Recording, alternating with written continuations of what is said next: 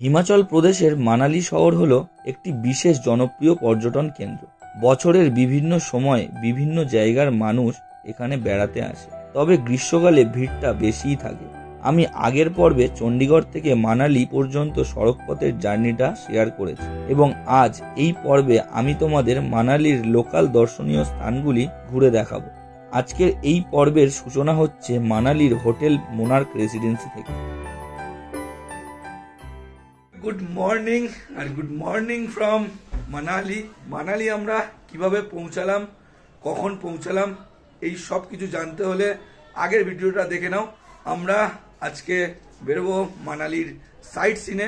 আমরা এখন রয়েছি মানালির হোটেল মোনার্ক রেসিডেন্সিতে। আর এই হোটেল থেকে আমাদের যে ব্যালকনির ভিউটা তোমাদের একবার আগে দেখি। দেখো, ব্যালকনি থেকে এই ভিউ, অসাধারণ একটা ভিউ, অপূর্ব ভিউ, দারুণ লাগছে, দারুণ। কালকে রাতে পৌঁছেছি, সকালবেলা উঠে জাস্ট পর্দাটা সরিয়ে যখন বাইরে এসছি না, মনে হচ্ছে আমি স্বর্গে দাঁড়িয়ে আছি। চারিদিকের এত সুন্দর ভিউ। ওপার থেকে যে ভিউটা, যে উপরে আপেল গাছ ভর্তি, ওর মারাত্মক একটা ভিউ আছে, ওটাও তোমাদের পরে দেখাচ্ছি। নিচে যাব, একটু ব্রেকফাস্ট করব, আর ব্রেকফাস্টটা কমপ্লিট করে আমরা বেরিয়ে পড়বো মানালির সাইট সিন করতে। তো মানালিতে আমরা কি কি সাইট সিন করছি সবকিছু তোমরা ভিডিও মাধ্যমে জেনে যাবে। তোমরা ভিডিওটা কন্টিনিউ দেখো। তো চলো মাদের রুম থেকে তোমাদের একটা ভিউ দেখি। এটা হচ্ছে মাদের রুম। এখান থেকে একটা ভিউ ব্যালকনির, অসাধারণ ভিউ। এই যে গাছগুলো দেখতে পাচ্ছ, এগুলো সব হচ্ছে আপেল গাছ। ছোট ছোট যে সবুজ সবুজ আপেলগুলো এখানে হয়ে আছে, আর চারিদিকে আপেল গাছ। দারুণ একটা মারাত্মক ভিউ লাগছে এখান থেকে। ওদিকের ভিউটা একরকম আর এদিকের ভিউটা আরেক রকম। আমরা এবার যাব নিচে ব্রেকফাস্ট করতে। আমরা চলে এসেছি সবাই ব্রেকফাস্ট করতে। লুচি আর আলুর দম খাওয়া শুরু করলাম।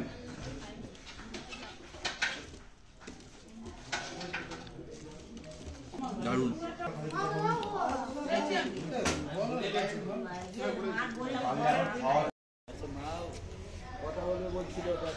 এই হচ্ছে আমাদের হোটেল। হোটেলটা বেশ সুন্দর। আর আমরা বেরিয়ে পড়েছি সাইট সিনের জন্য। আর কিছুক্ষণের মধ্যে আমাদের গাড়ি চলে আসবে। আগে আমাদের গাড়ি আসুক, গাড়িতে উঠি, বাকি কথা রাস্তায় হচ্ছে। আমরা বেরিয়ে গেছি, আর এই হচ্ছে আমাদের গাড়ি চলে এসছে, ট্রাভেলার গাড়ি। কালকে যে গাড়ি করে আমরা চণ্ডীগড় থেকে মানালি পৌঁছেছি, আজকে সেই গাড়ি করেই আমরা বেরোচ্ছি সাইট সিনের জন্য। আর আমার চারিদিকের ভিউটা জাস্ট অসাম। নিচ দিয়ে বয়ে চলেছে বেয়াস নদী, এর একটা আওয়াজ কানে আসছে না, দারুণ লাগছে, দারুণ। আমরা গাড়িতে উঠে যাই। আমরা আমাদের সাইট সিনের প্রথম ভিউ পয়েন্টে চলে এসেছি। এখানে রয়েছে একটা মন্দির। আমাদের প্রথম দর্শনীয় স্থান হলো ঋষি বৈশিষ্ট্য মুনির মন্দির। এই মন্দিরের দূরত্ব প্রায় 3 কিলোমিটার। আমরা এখন এই রাস্তাটা হেঁটেই যাব, তবে অটো অথবা ছোট গাড়ি করেও তোমরা যেতে পারো, কিন্তু হেঁটে গেলে প্রকৃতির আসল সৌন্দর্য সামনে থেকে উপভোগ করতে পারবে। 10 মিনিট মতো প্রায় হেঁটে চলে এসেছি। প্রচুর খাড়াই, কিন্তু চারিদিকের যে ভিউটা অসাধারণ সুন্দর একটা ভিউ। যাদের অসুবিধা আছে, উপরে হেঁটে উঠতে পারো না, তাদের না আসাটাই বেটার, কারণ প্রচুর উঁচু। এটা এখনো অনেকটা বাকি, রাস্তা ধরে পুরোটা উঠতে হবে। সুন্দর হোমস্টে রয়েছে, দারুণ জায়গায় একটা সুন্দর হোমস্টে। আর এখানে রয়েছে ছোট একটা পুল টাইপ করা, কারণ ঝর্ণা বয়ে আসছে এখান দিয়ে। ঝর্ণার জল এখান দিয়ে এসে এই হয়ে এই নিচে নেমে চলে যাচ্ছে। এখানে মন্দির দর্শন করতে এসে বাবা গেছে আপেল পাততে লোকের কাছে। দেখি,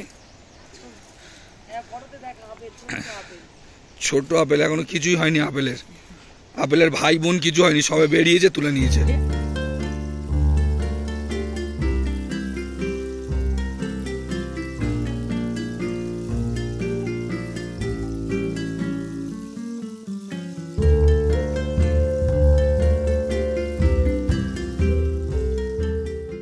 তিরিশ মিনিট হেঁটে আসার পর আমরা পৌঁছে গেছি মন্দিরে।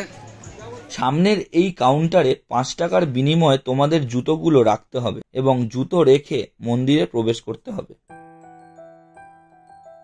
ঋষি বৈশিষ্ট্য মুনির এই মন্দিরটি 4000 বছর পুরানো বলে মনে করা হয়, যেটি মহান ঋষি গুরু বৈশিষ্ট্য মুনিকে উৎসর্গ করা হয়েছে। ইনি প্রাচীনতম এবং 7 জন মহান বৈদিক ঋষিদের মধ্যে সবচেয়ে শ্রদ্ধেয় বৈদিক ঋষি ছিলেন। ইনি রঘুরাজ বংশের কুলগুরু এবং ভগবান রাম ও তার ভাইদের শিক্ষক ছিলেন। এই মন্দিরের প্রধান দেবতা হলেন ঋষি বৈশিষ্ট্য মুনি এবং এই মন্দিরের ভেতর গ্রানাইট থেকে তৈরি ঋষির একটি কালো মূর্তি স্থাপন করা হয়েছে, যেটি একটি সাদা ধুতি দিয়ে মোড়ানো। এছাড়াও এই মন্দিরটিতে আরো 2টি দেবতা বিরাজমান, একটি হলেন বাবা মহাদেব এবং দ্বিতীয়টি হলেন ভগবান শ্রীরাম। এই মন্দিরে প্রবেশের সময় হলো সকাল 7টা থেকে রাত্রি 9টা পর্যন্ত এবং কোনো প্রবেশ মূল্য নেই, আর সপ্তাহের সব দিনই খোলা থাকে।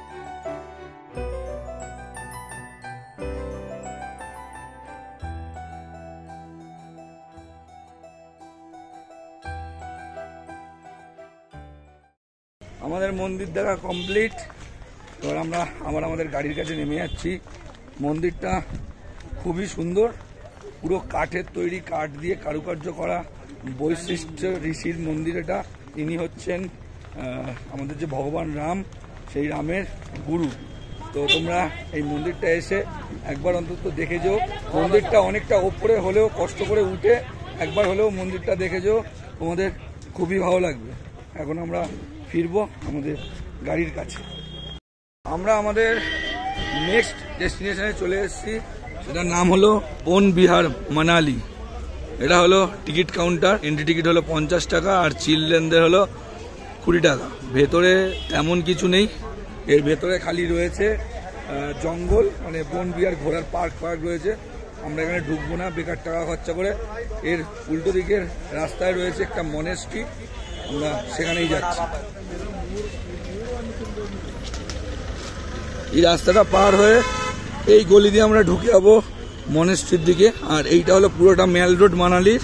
আমরা এই রাস্তা ধরে এখন হেঁটে যাচ্ছি বুদ্ধিস্ট মনেস্ট্রি দেখার জন্য এবং এর দূরত্ব মেল রোড থেকে প্রায় 300 থেকে 400 মিটারের মতো। আমরা চলে এসেছি মনেস্ট্রির পুরো কাছে। এই হলো মনেস্ট্রির প্রবেশদ্বার।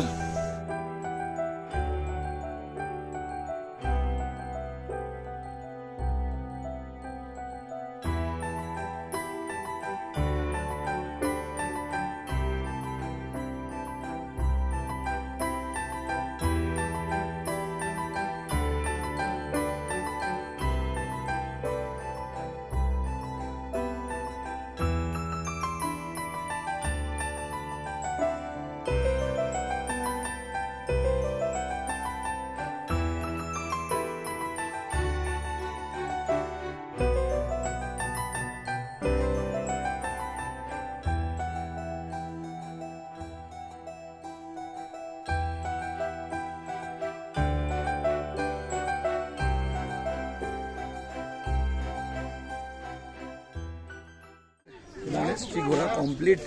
এবার আমরা যাব হিড়িম্বা দেবীর টেম্পেলে। হিড়িম্বা টেম্পেল যাওয়ার কথা ছিল, কিন্তু দেরি হয়ে যাওয়ার জন্য আমরা এখন যাচ্ছি না। আমরা এখন ফিরবো আমাদের হোটেলে, লাঞ্চটা করব। লাঞ্চ করে তারপর আমরা বেরোবো হিড়িম্বা দেবীর টেম্পেলের উদ্দেশ্যে। তো এখন আমরা সোজা যাবো আগে হোটেলে। আমরা হোটেলে চলে এসেছি আর আমাদের ডাইনিং প্লেসে প্লেট পড়ে গেছে। এবার আমরা খেতে বসে যাব, আমাদের লাঞ্চটা আমরা কমপ্লিট করব। 3 hours later. আমরা লাঞ্চ করে ফ্রেশ হয়ে একটু রেস্ট নিয়ে আবারও বেরিয়ে পড়েছি হিড়িম্বা দেবীর টেম্পল দর্শন করার জন্য। তোমাদের হিড়িম্বা দেবীর টেম্পলটা পুরো ঘুরে দেখাচ্ছি কেমন মন্দিরটা। তাহলে চলো যাওয়া যাক হিড়িম্বা দেবীর মন্দির।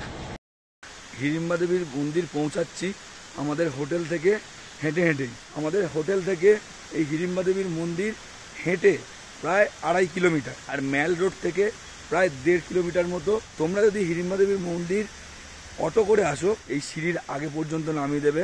সেই অটো ওদের পার্কিং এরিয়ায় গিয়ে দাঁড়াবে। যদি তোমরা তাদের সাথে রিটার্ন যাওয়ার জন্য ভাড়া করে থাকো, আর যদি না করো তাহলে শুধু এসে নামিয়ে দিও আর চলে যাবে। এই সিঁড়ি থেকে তোমাদের উঠে যেতে হবে হিড়িম্বা দেবীর মন্দিরের দিকে।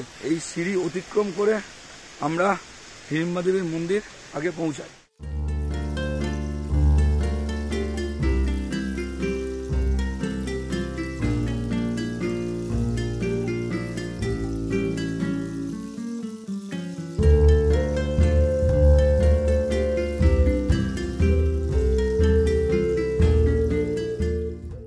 ফাইনালি আমরা পৌঁছে গেছি হিড়িম্বা দেবীর মন্দির।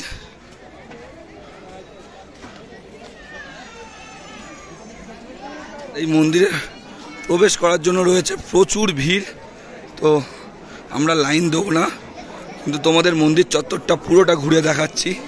ভারতীয় মহাকাব্য মহাভারতের পঞ্চ পাণ্ডবদের মধ্যে সবচেয়ে শক্তিশালী যোদ্ধা ভীমের স্ত্রী হিড়িম্বাকে উৎসর্গ করে এই হিড়িম্বা দেবীর মন্দিরটি নির্মাণ করা হয়েছে। এই মন্দিরটি 1553 খ্রিস্টাব্দে মহারাজা বাহাদুর সিং নির্মাণ করেছিলেন। মহাভারতের বর্ণনা অনুযায়ী পাণ্ডবরা তাদের নির্বাসনের সময় হিমাচলে অবস্থান করেছিলেন। মানালিতে রাক্ষস পরিবারে জন্মগ্রহণকারী হিড়িম্ব, যিনি ছিলেন হিড়িম্বার দাদা, সেখানকার সবচেয়ে শক্তিশালী এই হিড়িম্ব পাণ্ডবদের আক্রমণ করে এবং যুদ্ধে পাণ্ডবদের সবচেয়ে শক্তিশালী যোদ্ধা ভীম তাকে হত্যা করেন। তারপর ভীম এবং হিড়িম্বার প্রেম হয়। তারপর তারা বিয়ে করেন এবং ঘটোৎকচ নামে একটি পুত্রের জন্ম দেন। যখন ভীম এবং তার ভাইরা নির্বাসন থেকে ফিরে আসেন, হিড়িম্বা তার সাথে যাননি, সেখানে থেকে গিয়েছেন এবং তপস্যা করেছিলেন যাতে শেষ পর্যন্ত দেবীর মর্যাদা অর্জন করা যায়, এবং এখন তাকে এখানে দেবী রূপেই পূজা করা হয়। হিড়িম্বা দেবীর মন্দিরের ঠিক উল্টো দিকে রয়েছে ঢুঙ্গরি বনবিহার। এন্ট্রি টিকিট প্রাইস হলো 10 টাকা পার হেড এবং বাচ্চাদের জন্য 5 টাকা পার হেড। এই বনবিহারে ঢুকবো না, এর ভেতরে ওই পার্ক করা, একটু বাচ্চাদের খেলার জায়গা মতো করা। তোমাদের সাথে যদি কোনো বাচ্চা থাকে তো ভেতরে ঢুকতেই পারো। আমরা যে এই মন্দিরে এসেছিলাম, এই মন্দিরের ভেতরে ঢুকবো না, কারণ প্রচুর লাইন রয়েছে, আমাদের ফিরতে ফিরতে সন্ধ্যা হয়ে যাবে। তোমরা এসে অবশ্যই মন্দিরটা দর্শন করো। চারিদিক জঙ্গল, আর এই জঙ্গলের মাঝখানে এই হিড়িম্বা দেবীর মন্দির, একটা রোমাঞ্চকর ফিল আসছে, এতটা সুন্দর। এই লোকজনের ভিড়ে অতটাও কিছু মনে হচ্ছে না, কিন্তু যদি জায়গাটা পুরো ফাঁকা থাকে, একটাও লোক না থাকে, যদি আসা যায় তো গা কাঁটা দিয়ে উঠবে এমন একটা পরিবেশ। চারিদিকে পাইনের বন আর মাঝখানে এই মন্দির, অসাধারণ একটা রোমাঞ্চকর দৃশ্য। তোমরা অবশ্যই এসে জায়গাটা ঘুরে যাও। তো আমরা একটু এই জায়গাটা ঘুরবো, একটু ফটো তুলবো, তারপরেই আমরা আবার বেরিয়ে যাব ম্যাল রোডের দিকে। আমরা চলে এসেছি ম্যালে, আর আমরা এখন দাঁড়িয়ে আছি ঠিক জওহরলাল নেহরুর যে মূর্তিটা আছে তার সামনে, আর তার উল্টো দিকেই রয়েছে এরকম আমাদের ইন্ডিয়ান ফ্ল্যাগ। তো এখন আমরা এই ম্যালটা পুরোটা ঘুরে দেখব আর তোমাদেরকেও ঘুরে দেখাচ্ছি। প্রত্যেকটা পর্যটকদের প্রাণকেন্দ্র হলো এই ম্যাল রোড, তাই সব সময়ের মতো এই সময়ও রয়েছে ম্যাল রোডে ভীষণ ধরনের ভিড়। যেমন রয়েছে চারিদিকের খাবারের দোকান, তেমন তার সাথে সাথে রয়েছে নতুনত্ব জামা কাপড়ের দোকান। মার্কেটিং করার আদর্শ জায়গা হলো এই ম্যাল রোড।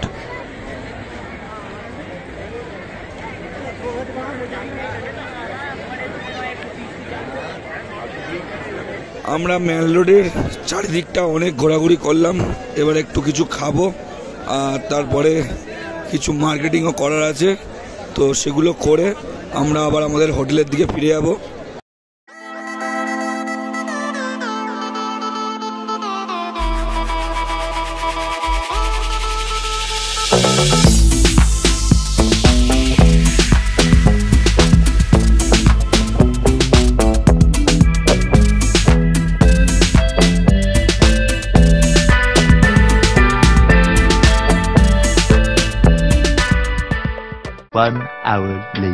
আমরা ম্যাল থেকে মার্কেটিং করে হোটেলে ফিরে চলে এসেছি, ফ্রেশ হয়ে নিয়েছি, এবার যাব ডিনার করতে।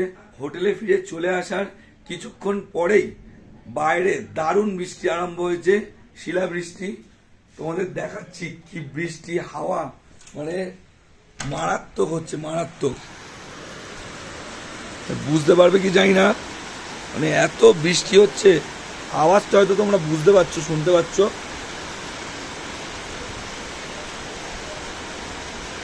বাইরে বিভৎস বৃষ্টি হচ্ছে, বিভৎস। আমার তো ভয় লাগছে যে কালকে রোটাং পাস আর সোলাং ভ্যালি যাব, কি হবে কে জানে। তো ভগবানের কাছে ডাকছি যে আজকে বৃষ্টিটা যা হচ্ছে হোক, তাড়াতাড়ি থেমে যাক, সব কিছু ঠিকঠাক হয়ে যাক, যাতে আমরা কালকে রোটাং পাস আর সোলাং ভ্যালি যাওয়াতে কোনো প্রবলেম না হয়, তোমাদের ভালোভাবে রোটাং পাস আর সোলাং ভ্যালিটা ঘুরিয়ে দেখাতে পারি। আর আজকে আমাদের তাড়াতাড়ি ঘুমিয়ে পড়তে হবে, কারণ কালকে ভোর 5টার সময় উঠে আমাদের যেতে হবে রোটাং পাস এবং সোলাং ভ্যালি। রোটাং পাস এবং সোলাং ভ্যালির ভিডিওটা নেক্সট এপিসোডে আসবে। আজকের ভিডিও এই পর্যন্তই। ভিডিওটা যদি তোমাদের ভালো লেগে থাকে একটা লাইক করে দাও, কমেন্টে জানাও কেমন লাগলো, আর যদি চ্যানেলে নতুন হয়ে থাকো তাহলে একটা সাবস্ক্রাইব করে দাও। দেখা হচ্ছে নেক্সট এপিসোড সোলাং ভ্যালি এবং রোটাং পাস নিয়ে। ততক্ষণের জন্য tata, bye bye, good night.